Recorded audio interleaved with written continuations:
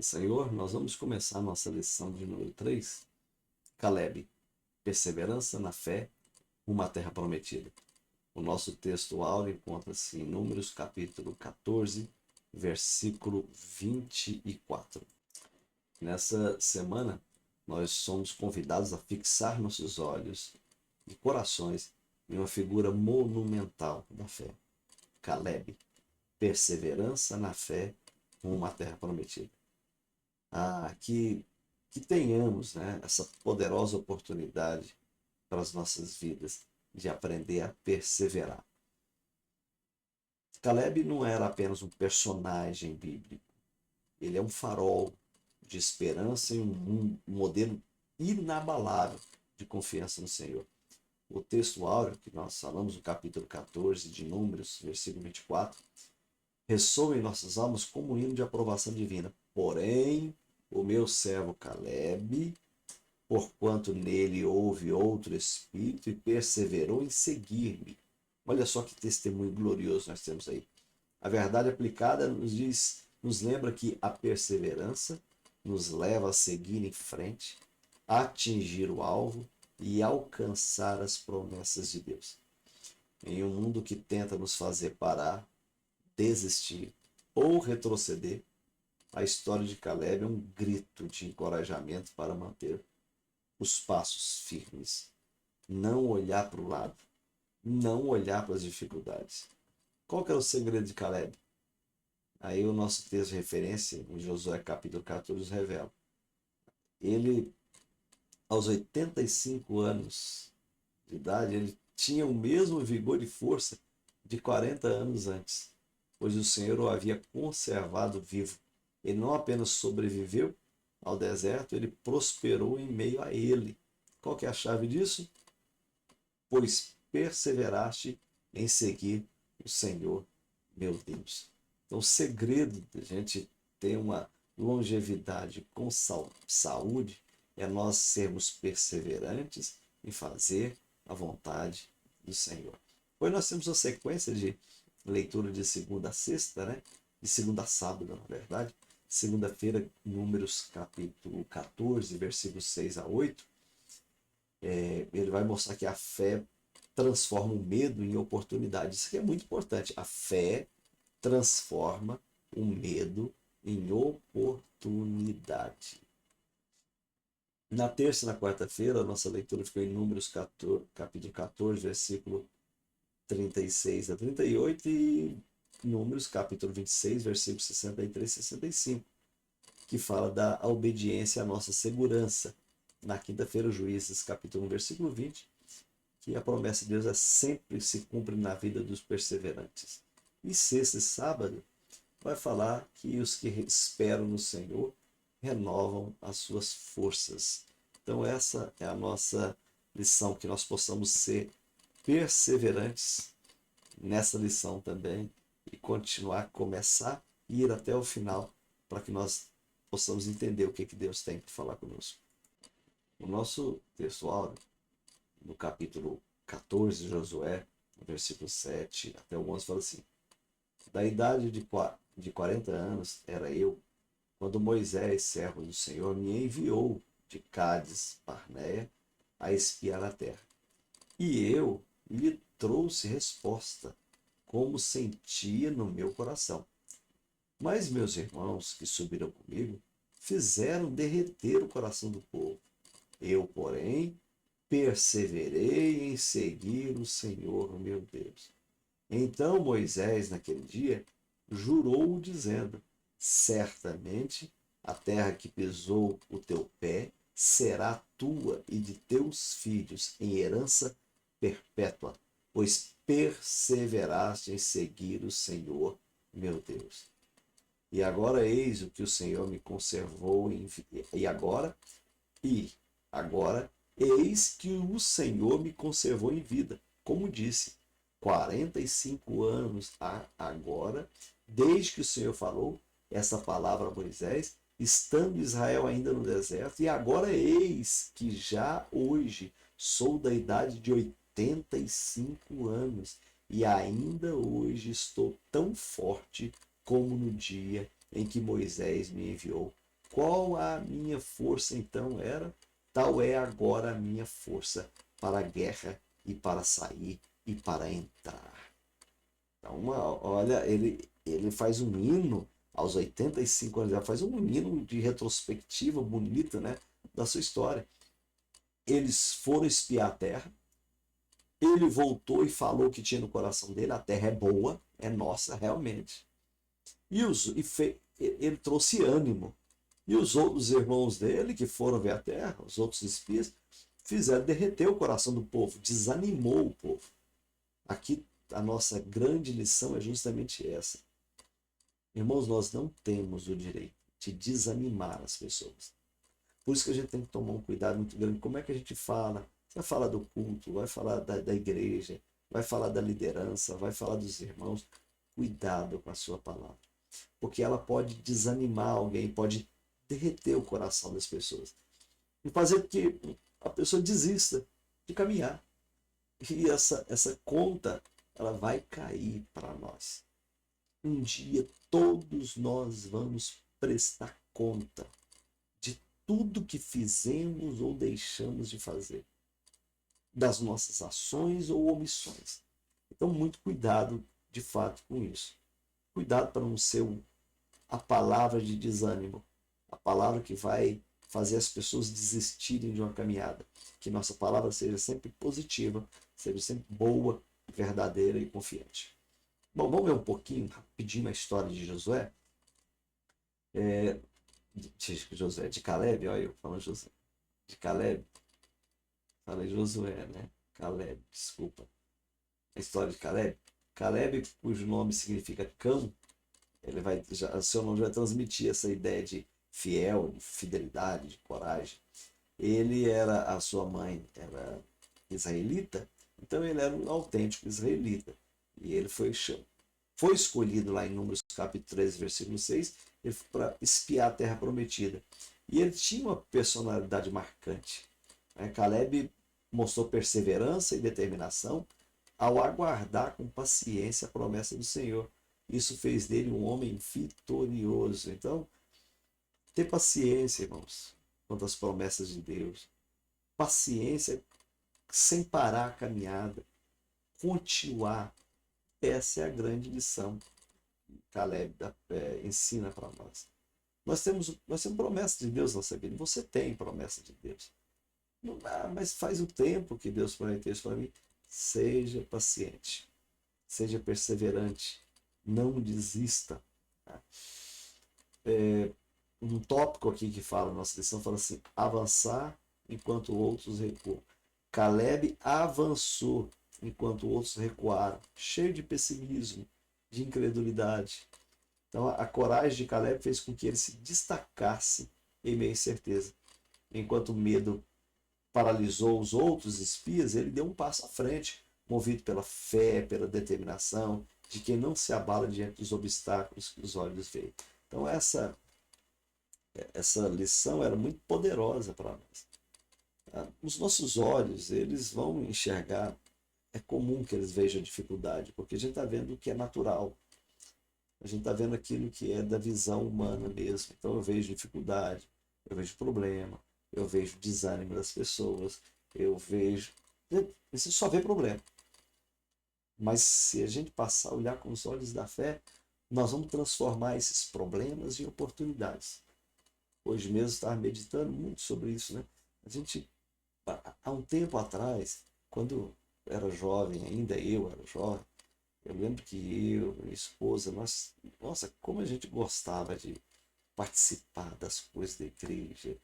Final de semana, mesmo com os meninos pequenos, era todo mundo participando, era frenética a atividade.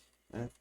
O final de semana era aquele momento maravilhoso, de trabalhar, de estar envolvido. Então era o dia inteiro, sábado, domingo, então era sempre envolvido. Hoje mudou. As pessoas hoje é difícil para você, a seara continua grande, os obreiros continuam poucos. E a gente fica pensando assim, por que as pessoas estão assim? Bom, então, eu conversei com o meu irmão e falei assim, não adianta a gente ficar lamentando. Não adianta ficar chorando, essa geração está assim, não é, vou resolver alguma coisa desse jeito? Provavelmente não. fica lamentando, reclamando, comparando o tempo de hoje com o tempo do passado. Isso vai trazer algum resultado prático? É bem provável que não, porque senão já teríamos resolvido muitos dos problemas. Então o que é que eu tenho que fazer? Eu tenho que ver o que eu tenho hoje. Hoje que nós temos são pessoas que têm muito entretenimento. Na nossa época, no passado não tinha.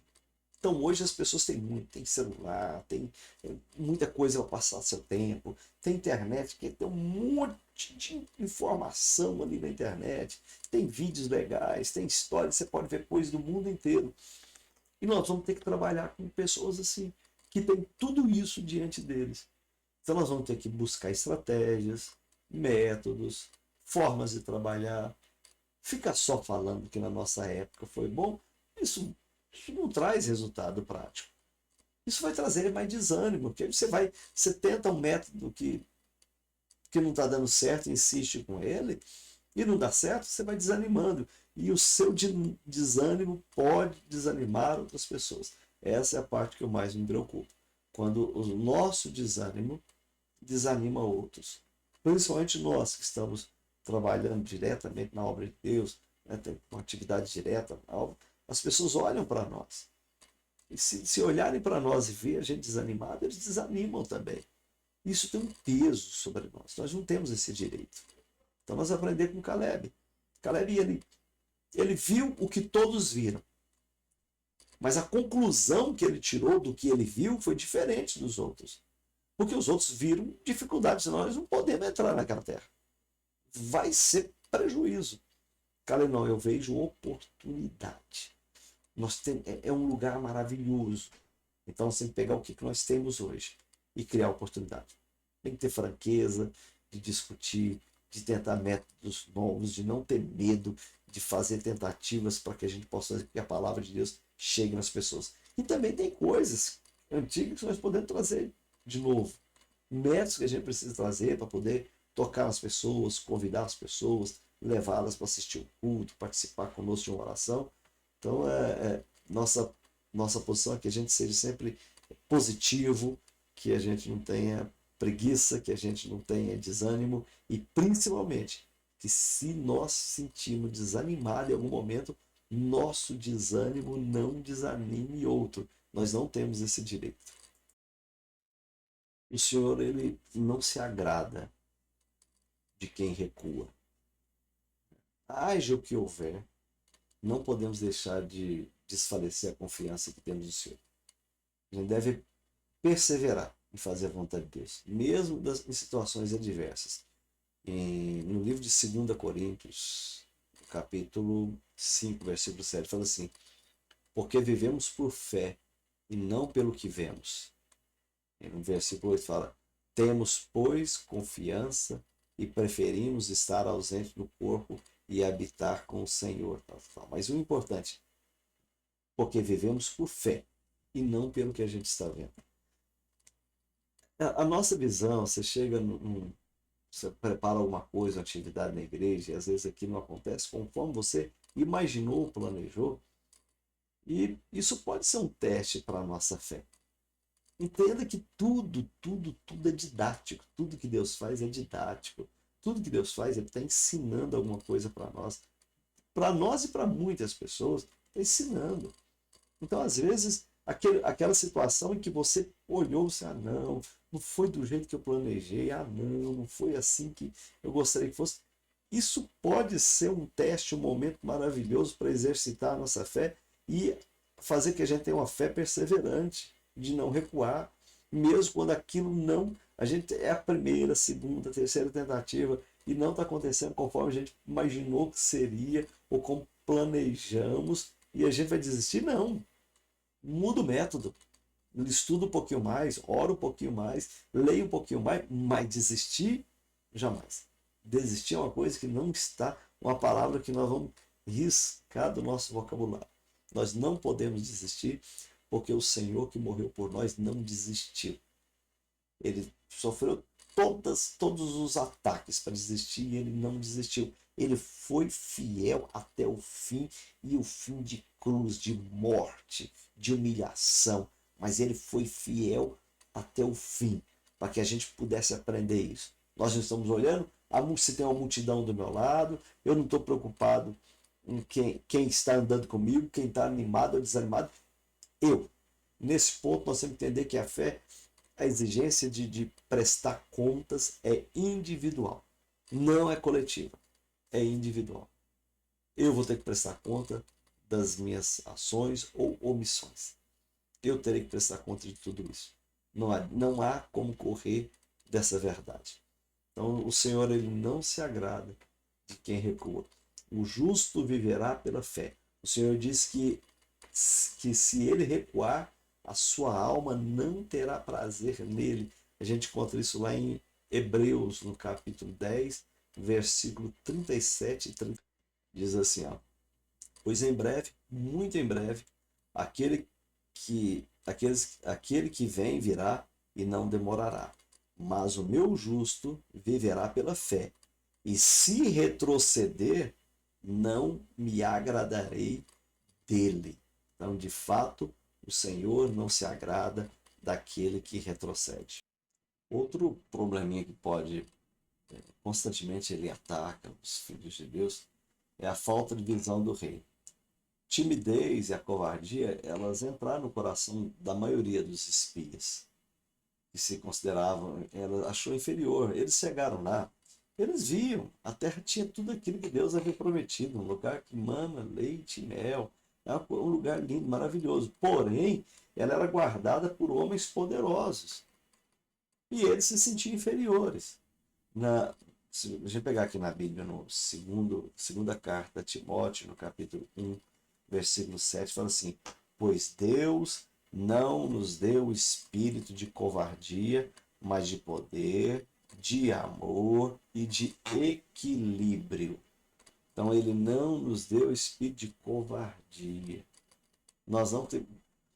Eu tenho que pensar que maior é aquele que está em nós do que aquele que está no mundo. Os obstáculos realmente podem ser grandes. Pode surgir muito obstáculo. Beleza, esses obstáculos têm sim. Mas o obstáculo ele não é feito para que a gente parar nossa caminhada, mas para que a gente possa se fortalecer para superar esse obstáculo.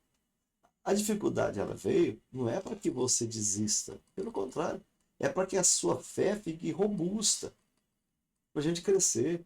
Isso aqui é igual ao nosso período de crescimento na infância.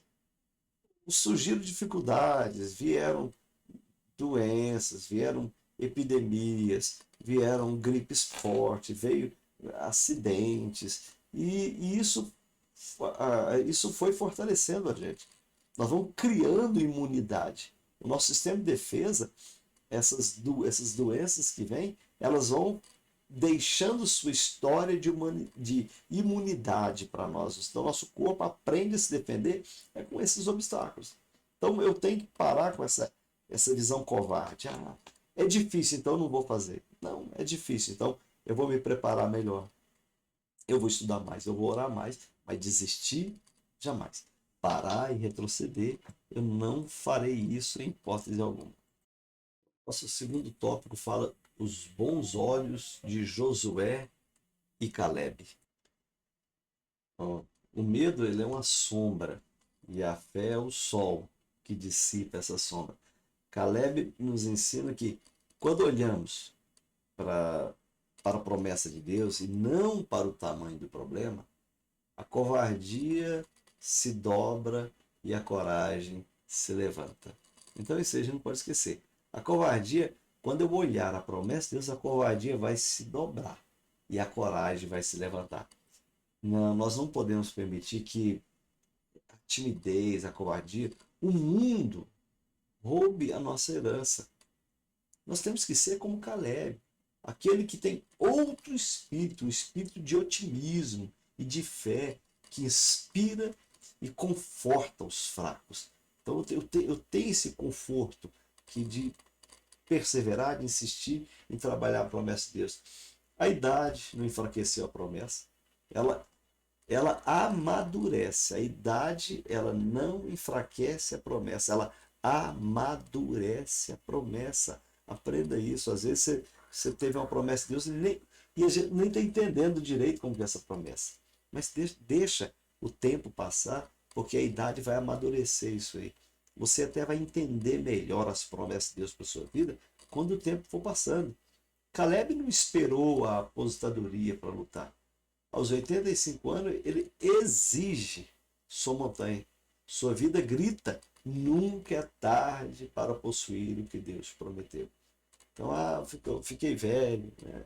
Agora já estou caminhando aí, estou descendo a ladeira, então não vou nem pleitear mais aquilo que Deus prometeu. Não, não tem isso não. Não, eu posso estar em qualquer momento da vida, eu tenho que acreditar nas promessas de Deus para a minha vida.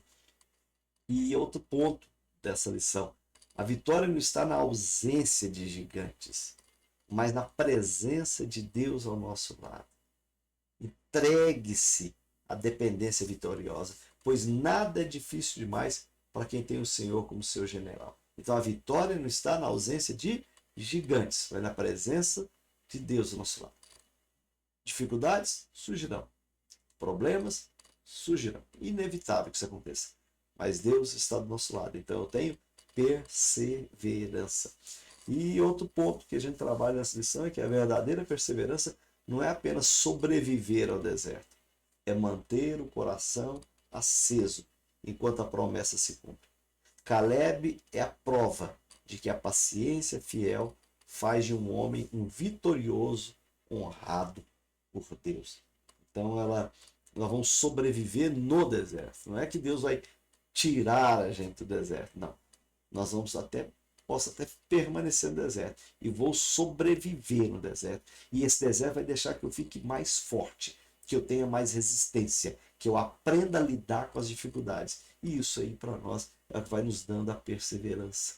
A gente insistir mesmo diante de todos os obstáculos. Seja o bom olho da sua geração. Em meio à incerteza e à descrença, a sua fé precisa ser a voz que declara: podemos subir e possuir a terra. O Senhor é conosco.